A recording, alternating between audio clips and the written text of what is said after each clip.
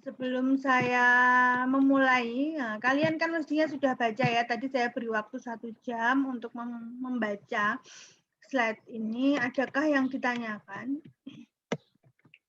Dibaca apa belum?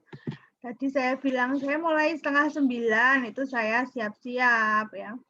Saya memberi kesempatan kalian untuk belajar karena Zoom saya terbatas 40 menit gitu. Jadi harapannya kalian sudah membaca, tinggal yang ditanyakan apa. Aldehid, keton, asam karboksilat, dan turunannya.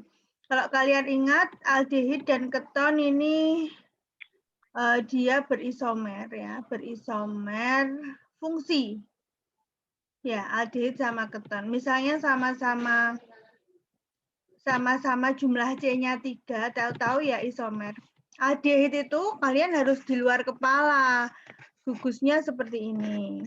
Itu kan gugus fungsi aldehid. Ya. Nah, misalnya saya pilih C-nya 3. Nah, kita lengkapi hanya ini H3, ini H2 gitu ya. Itu aldehid yang dinamakan propanal, ya, propanal dehid. Tadi saya katakan aldehid itu berisomer sama keton. Itu kalau kamu jumlah berapa? C-nya 3, hanya berapa? Kalian hitung itu hanya berapa? H, hanya ada berapa? Kenapa nggak ada yang merespon pertanyaan saya ya? C3H6O.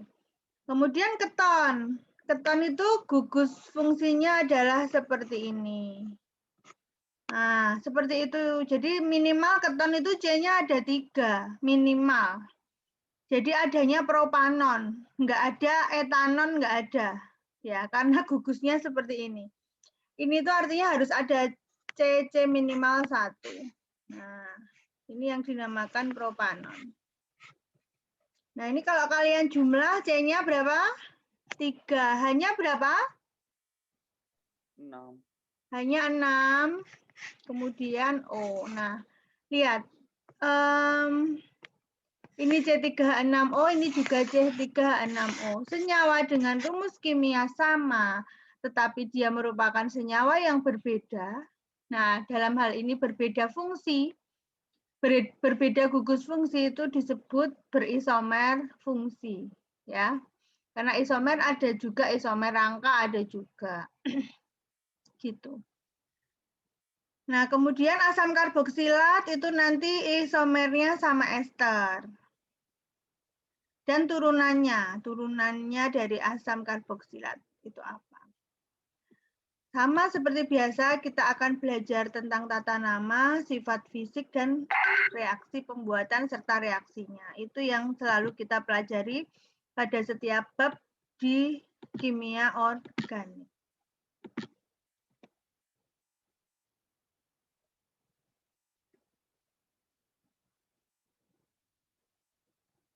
Oke, manfaatnya aldehid, keton, asam karboksilat, dan turunannya terdapat dalam sistem hidup, sehingga sistem hidup itu kita, maksudnya ya, nanti kita lihat, apa sih protein, lemak yang ada di tubuh kita itu ya, sehingga penting secara biologis maupun secara komersial.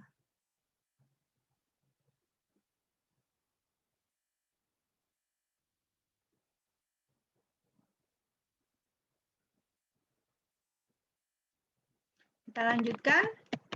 Tujuannya setelah mempelajari bab 7, kalian mampu menjelaskan tadi, menamai sifat fisik kimia, reaksi pembuatan, serta perubahan. Maksudnya perubahan itu,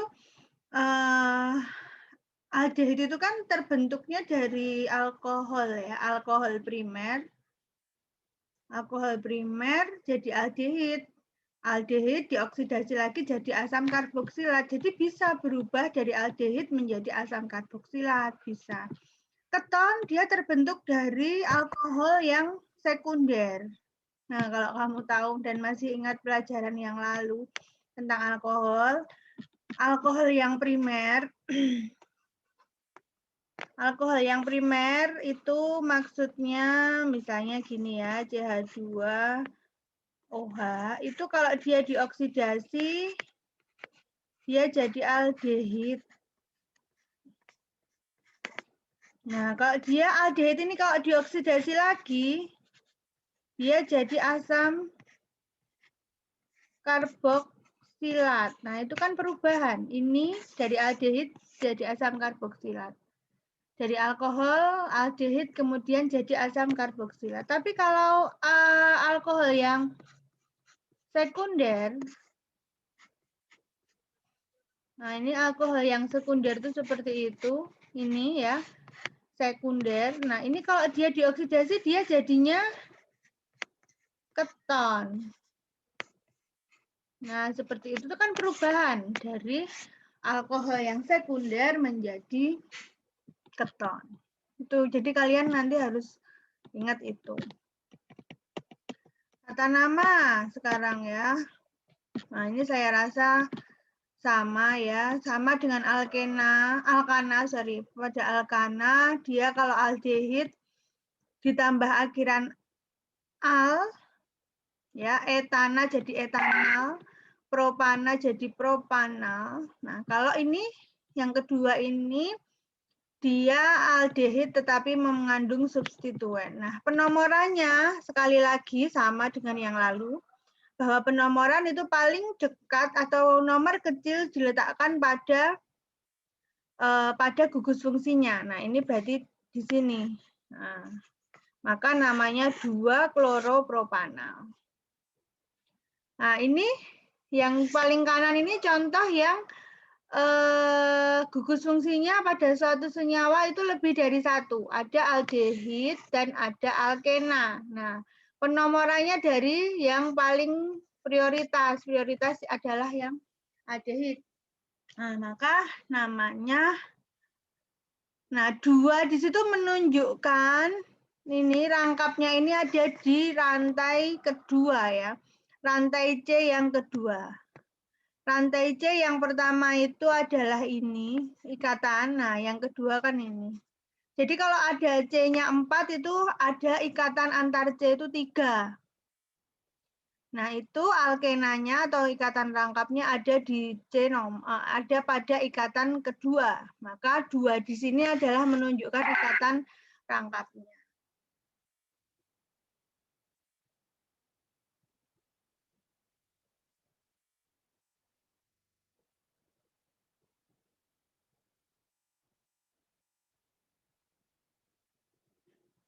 Oke, ya lanjut. Ada pertanyaan sampai sini? Ada pertanyaan sampai sini, Hasna, Maulana, Luki, Andrian?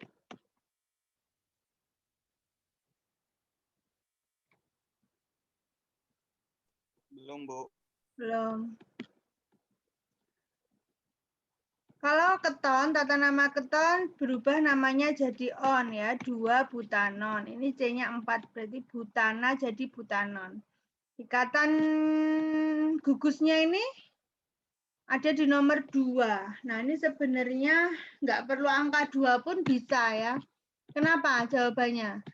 Ini angka 2 ini boleh dicoret ini. Kenapa? Karena kalau dinomori dari sini kan nggak mungkin. 1, 2, 3 kan nggak mungkin. Jadi butanon ya pasti butanon saja. Paham ya itu ya?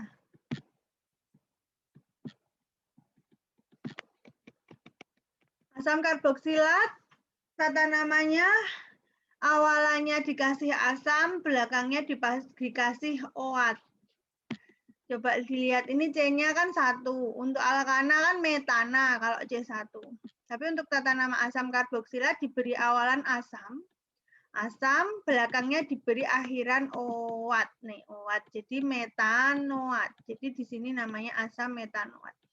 Gugus asam karboksilat itu adalah seperti ini. R, C, O, OH. Nah, angka satunya selalu dimulai dari sini. Ke sana membesar. Gitu ya.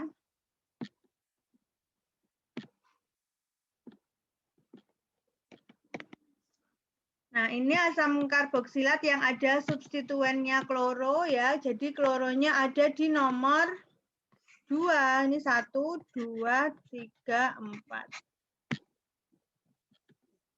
Gitu ya. Mudah saya rasa. Mestinya kalian tadi udah baca dulu. Nah, nama trivial ini yang ada hafalannya ya. Asam karboksilat kan kalau satu kan asam metanoat. Ini nama trivialnya asam format atau formiat. Asam karboksilat itu kalau kalian nggak sengaja makan semut apa ya, di gula misalnya kalian bikin minum ada semut yang hitam itu, udah terlanjur kalian rasakan, itu rasanya apa? Pernah nggak? Ada yang merasakan nggak? Ada yang pernah makan? Pedas, Bu, pedas. Pedas campur asam ya? Ada sedikit kecutnya ya. Nah, itu rasanya asam formiat itu ya kayak itu. Nah, kalau yang kedua ini asam etanoat itu nama trivialnya ya etanoat. Nah, ini nama trivialnya asam asetat. Atau lebih nama dagangnya lagi cuka. Nah, ini juga kalian mesti sebagian besar pernah ngicipin ya kalau makan bakso itu cuka asem ya. Kalau sekarang ya kalau soto ya dikasih irisan perasan jeruk nipis itu ya kan kecut juga asam cuka. Jadi kadang nama trivial ini adalah nama yang lebih beken oleh masyarakat awam pada umumnya. Ya. Kamu bilang asam asetat gitu atau asam etanoat apalagi ya di toko atau di pasar beli asam etanoat itu nggak ngerti mereka. Pahamnya cuka. Nah, gitu. Pahamnya cuka.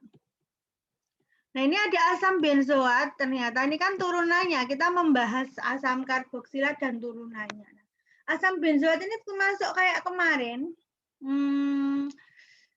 Ada aromatik. Nah, substituennya benzoat ya. Nah, ini asam benzoat ini untuk pengawet makanan. Formaldehid. Nah, ini ya. Ini namanya metanal, nama iupaknya, nama kerennya formaldehid atau formalin ini yang lebih kalian kenal, masyarakat awam pada umumnya kenal, ini untuk pengawet mayat ya. Pengawet mayat, pengawet jenazah yang dulu pernah disalahgunakan sebagai pengenyal bakso kalau nggak salah. Nah, ini asetaldehid, itu kan tadi etanal ya. Nah, ini nama trivialnya. Nah, selain menggunakan angka 1, 2, 3 tadi, angka satunya dimulai dari yang paling dekat dengan gugus fungsi. Itu ada juga kalian menggunakan alfa dan beta. Karbon yang terdekat dengan gugus fungsinya itu disebut karbon alfa. Kemudian karbon berikutnya disebut karbon beta. Kemudian dan gamma. Nah, jadi kadang-kadang juga digunakan ini omega ya ini ya, huruf terakhir Yunani untuk menandai karbon yang paling ujung. Nah, ini tata nama lainnya ya. Ada juga yang menamai seperti itu. Misalnya ini kita lihat. Nah, ini ada butanal ya, C-nya 4 ini butanal. Jadi katakannya karbon yang paling dekat dengan gugus fungsi, jadi ini nggak dikasih nama apa-apa, ini kan gugus fungsinya. Nah, karbon yang paling dekat berarti ini diberi karbon alfa, karbon berikutnya beta.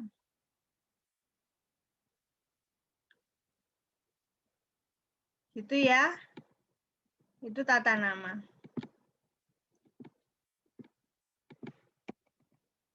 Contohnya ini.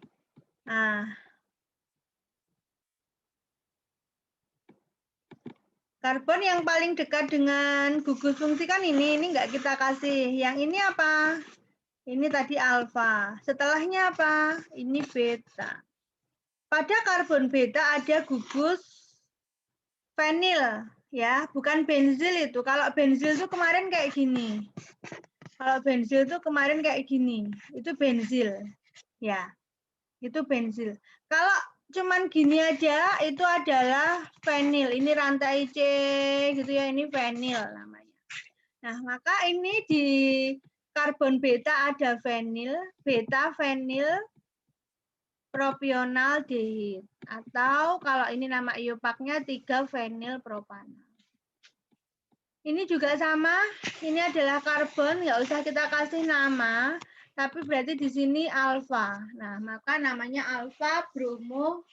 Jangan campur-campur ya. Kalau kita mau kasih nama trivial ya ininya trivial, jangan terus propanal. Kan alfa itu kan trivial ya tadi. Nah, maka ya lengkapnya alfa bromo propionaldehid, jangan propanal. Ya, nggak boleh campur-campur.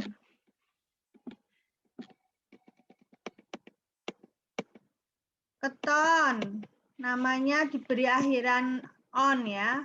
Nama iupaknya propanon, trivialnya aseton. Ini namanya C-nya 4. Nah, ini kan tadi nggak perlu angka 2 ya. Tadi di sebelumnya kan ada angka 2 butanon. Ya pasti di nomor 2 itu nggak usah pakai angka 2, sudah tahu kalau gugus ketonnya itu ada di C nomor 2. Karena kalau di C ujung itu nggak ada. Karena propanon, keton itu ini gugus fungsinya gitu. Jadi nggak mungkin di ujung. Maka kalau C-nya 4 ya pasti di situlah letaknya. Jadi nggak perlu 2 butanan gitu, nggak perlu. Itu nama iupak. Nah, nama trivialnya metil etil keton. Sebelah kiri kan metil, C-nya 1.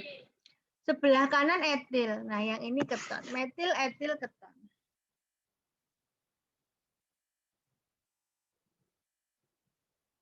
Ada pertanyaan sampai sini?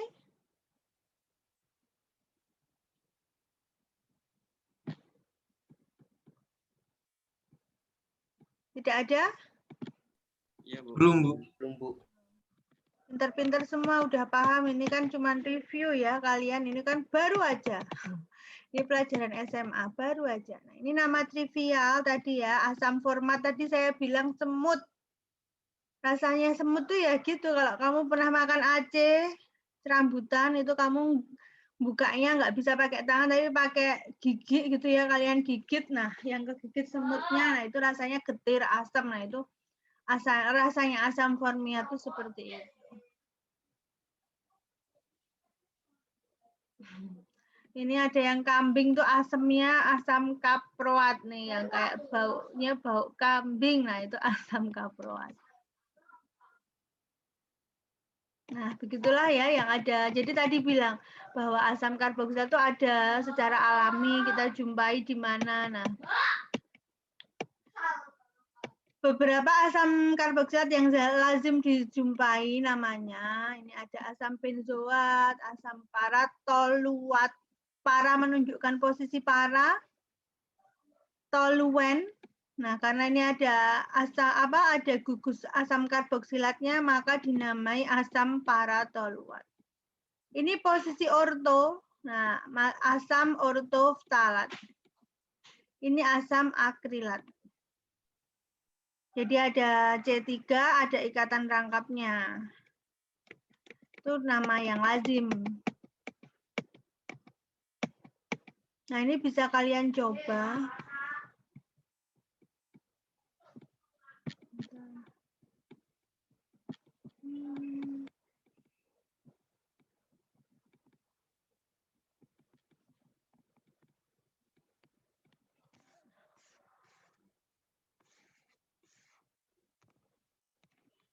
Silahkan kalian coba.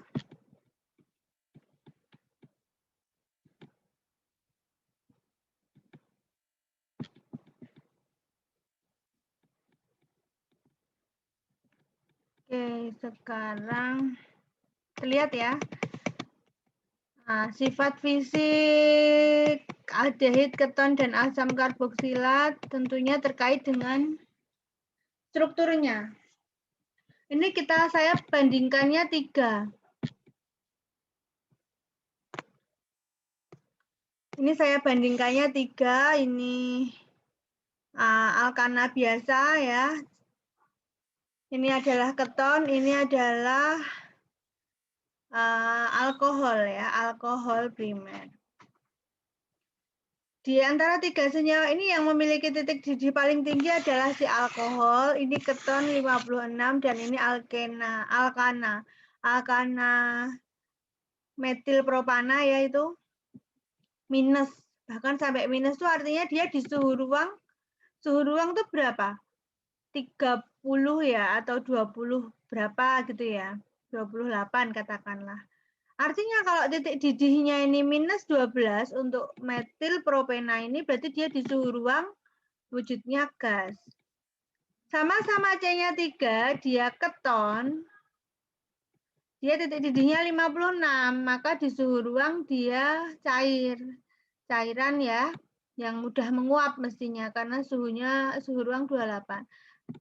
Alkohol sama-sama C-nya 3 ya, 2 propanol ini titik didihnya 82,5. Kalau kalian hitung BM-nya ini setara. BM-nya metil propan, BL-nya propanon atau aseton, BM-nya 2 propanol ini sama. Padahal dulu kalian tahu bahwa titik didih itu seiring dengan berat molekul atau MR, masa relatifnya ya. Kalau BM-nya itu sama gitu, titik didih meningkat seiring dengan bertambahnya berat molekul. Nah, tapi ini senyawanya berbeda. Nah, kenapa bisa titik didihnya berbeda? Nah, karena ini kita membahas yang propanon dulu nih. Ini kan propanon tadi C, di sini CH3, CH3 ini O. Nah, propanon sama air, jadi ini berarti larutan propanon ya, larutan aseton. Aseton atau propanon itu sama. Dengan air, jadi larutan itu kan air sama zatnya. Larutan gula sama air.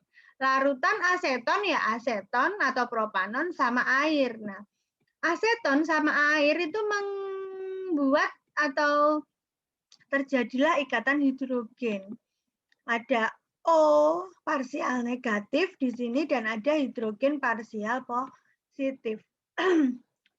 Sehingga dia membentuk ikatan hidrogen. Nah, apa akibatnya jika terbentuk ikatan hidrogen? Kemarin konsekuensinya ikatan hidrogen itu menyebabkan titik didihnya semakin tinggi. Begitu juga dengan asam senyawa karboksilat. Nah, karboksilat itu bahkan sesama asam karboksilat sendiri, jadi nggak perlu sama air. Dia, misalnya ini ada apa ini? Namanya apa? Asam etanoat atau asam cuka. Ya, itu gambar asam cuka.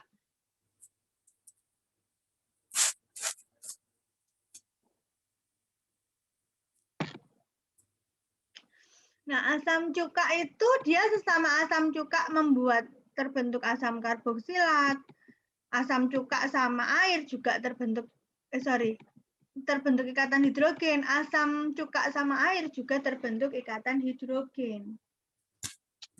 Nah, sehingga dia titik didihnya malah makin tinggi lagi karena ikatan hidrogen yang terbentuk pada larutan asam asetat atau asam cuka itu lebih banyak lagi.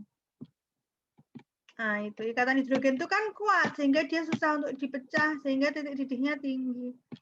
Nah, ini ada tabel asam karboksilat titik didihnya. Nah, ini ya titik didihnya makin naik. Selain titik didih,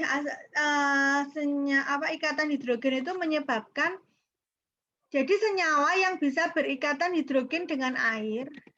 Nah, contohnya ini kan bisa berikatan hidrogen baik dengan air maupun dengan dirinya sendiri. Maksudnya sesama molekul asam asetat. Nah, ini kan efeknya dia mampu larut dalam air. Nah, ini contohnya. Dia mampu bahkan tak terhingga. Artinya sangat mudah larut dalam air, bahkan air dingin sekalipun. Nah, ini apa ini saya bilangnya? Pembuatan aldehid, keton, dan asam karboksilat. Kalian suruh kembali melihat bab 5. Bab 5 itu tentang alkohol. Tadi di awal sekali kan saya sudah bilang ya, bahwa aldehid itu terbentuk dari alkohol yang primer. Jadi alkohol primer bereaksi oksidasi membentuk aldehid. Aldehid dioksidasi lagi membentuk ini yang ini. Aldehid dioksidasi lagi membentuk asam karboksilat. Nah, ini yang kedua.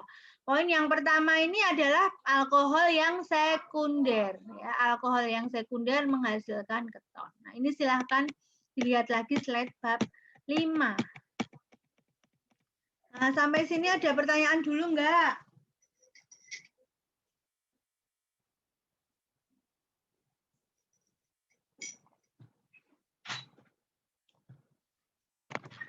Halo, kalian semuanya.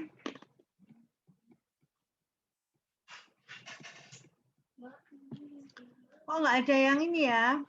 Coba. Ini akan saya lanjutkan kemudian. Seperti biasa akan saya susulkan dengan video, mungkin video dari kuliah yang setelahnya. Habis ini tuh saya ngajar kimia organik lagi. Jadi biasanya kan gitu ya, kamu setengah yang pertama, nanti setengah yang terakhir akan saya jelaskan di kelas satunya. Nah, sebelum saya akhiri, karena dari tadi itu yang respon cuma beberapa anak saja, coba kalian on-kan kamera semua ini. Semua di-on-kan.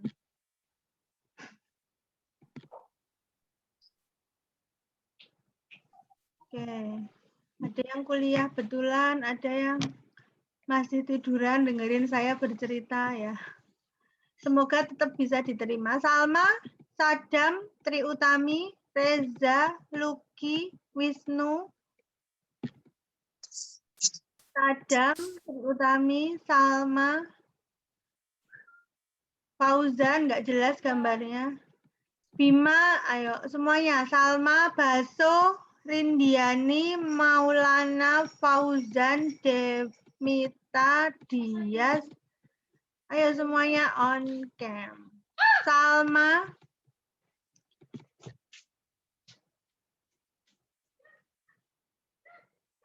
Fauzan ini gambarnya apa ya?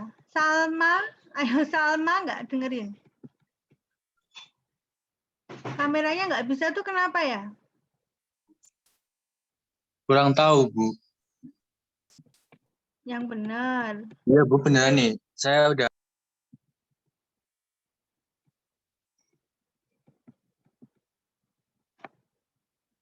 on kan gambarnya seperti itu, Bu, tuh. Saya on cam nih. Tuh jadinya hitam Bu layarnya. Mana? Oh iya, gambarnya hitam ya. Niken? Oke. Fauzan, ini Fauzan tetap ya nggak bisa ya? Nggak bisa, Bu.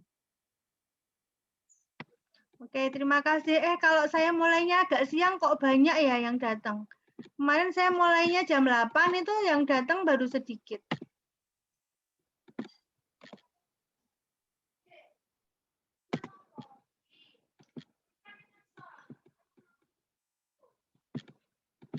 Oke, saya lanjutkan untuk yang reaksi ya. Jadi harapan saya tentang tata nama, sifat fisik tadi, terutama yang terkait ikatan hidrogen, efeknya apa. Jadi itu yang harus kalian ingat. Nah, nanti kalau ditanya sama dosen-dosen lain saat penelitian, ini senyawa kamu larut enggak dalam air. Artinya itulah yang harus kalian ingat. Kalian sebagai orang teknik kimia itu harus tahu bahwa semua senyawa yang bisa membentuk ikatan hidrogen dengan air itu sifatnya larut dalam air. Jangan-jangan kalian nggak tahu ikatan hidrogen itu apa. Nah, balik lagi ke pertemuan Pak 1-2 kemarin bahwa ikatan hidrogen itu adalah ikatan antara hidrogen dengan senyawa oksigen. Handphone ya, saya ingatnya handphone. Hidrogen dengan F-nya itu fluor, O-nya itu oksigen, dan N-nya itu nitrogen. Itu adalah ikatan hidrogen. Saya ngafalinya dulu seperti itu zaman kuliah, zaman SMA. Handphone, hidrogen dengan fluor, oksigen, dan nitrogen. Dan efeknya dia sangat mudah larut dalam air. Tadi bisa kalian lihat di situ. Untuk reaksinya akan saya lanjutkan di sepada ya. Silahkan nanti kalian putar kembali. Begitu. Ada pertanyaan lain? Ini ada yang KP ya, kayaknya ada yang KP ya. Etika kemarin kayaknya izin untuk KP. Praktek kerja. Itu saya akhiri ya. Ini ada pertanyaan enggak? Ditanya diem aja. Belum, Bu. Belum ya? Oke, kalau belum, saya akhiri kuliah kita pada pagi hari ini. Jadi besok juga sama, kalian baca dulu baru saya menjelaskan. Terima kasih atas kehadirannya. Ya, ini Sadam ini lagi jalan-jalan ya. Ya, dia lagi jalan-jalan, nggak pakai masker lagi di luar ya. Oh iya, hati-hati semuanya saja, jangan merasa masih muda ya.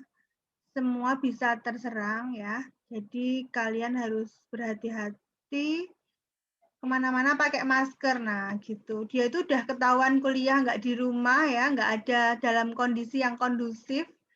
Bagaimana bisa dia mau menerima ya? Gimana ini?